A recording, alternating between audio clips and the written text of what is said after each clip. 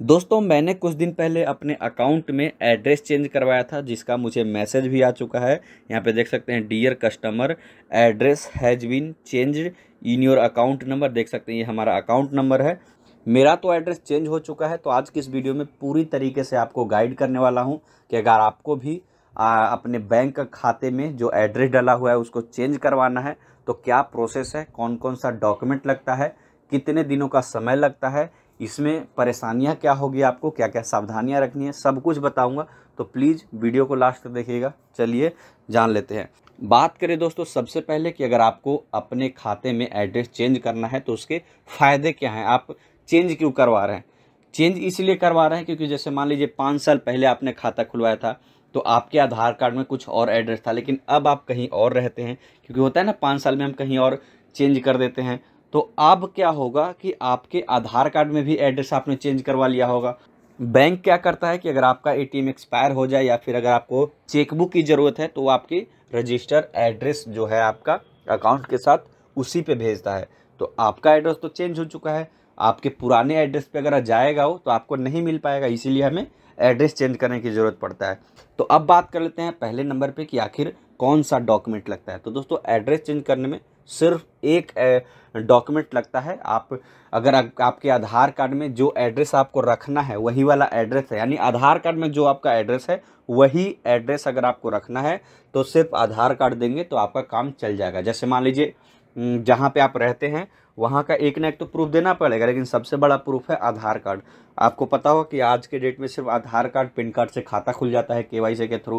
पहले एक ज़माना था जहाँ पे दुनिया भर के डॉक्यूमेंट मांगे जाते थे आपसे खाता खुलवाने के लिए, लेकिन आज आधार कार्ड एक बहुत बड़ा प्रूफ हो चुका है। आइडेंटिटी प्रूफ कह दें, एड्रेस प्रूफ कह दें, क्योंकि उससे सभी आपके बैंक खाता हो या फिर कोई भी हो सब कुछ लिंक है। इसीलिए आधार कार्ड में अगर जो एड्रेस है वही करवाना है, यानी तो आपको आधार कार्ड देना होगा एज अ प्रूफ के तौर पे, क्योंकि आधार कार्ड में जो एड्रेस होगा वही एड्रेस आपका अकाउंट में रहेगा। तो इस बात का आप ध्यान रखें।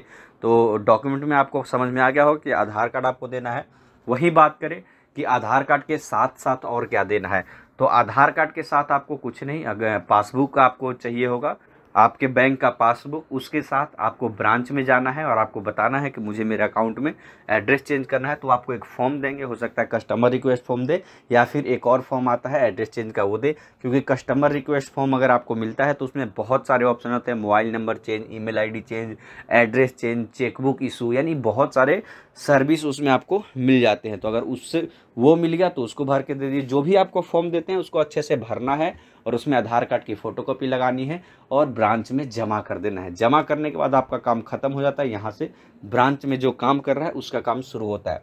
अब बात करें कि एड्रेस चेंज होने में कितना समय लगता है, तो दोस्तों इसमें ज़्यादा दिन नहीं लगता, 1 दिन से लेके 7 दिन तक समय लगता है। लेकिन मेरा 1 ही दिन में हो गया था क्योंकि मैंने दिया था और वहाँ पे जो ब्रांच में काम करने वाले एम्प्लॉय थे उन्होंने तुरंत हैंड टू हैंड मेरा एड्रेस चेंज कर दिया था। होता है, मतलब उनका काम क्या है, जैसे मान लो एड्रेस चेंज करना है तो कैसे करेंगे चेंज, वो सिस्टम में ही तो चेंज करेंगे।